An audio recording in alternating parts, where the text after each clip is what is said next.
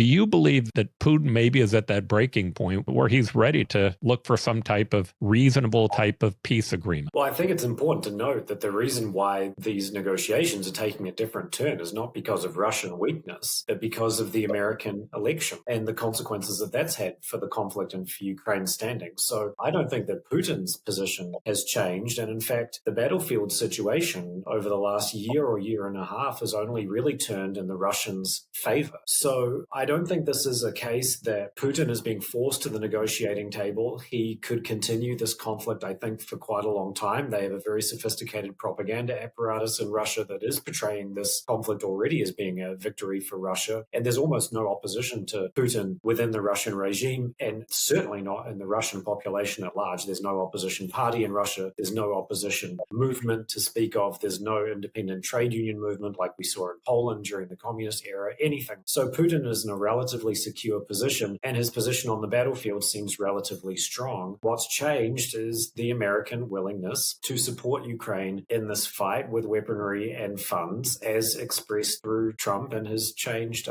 position towards Zelensky. So the question of whether Putin is willing to abide by a ceasefire and what he really wants is a very, very difficult one, and can only really be tested in practice. But based on past experience, Putin doesn't really seem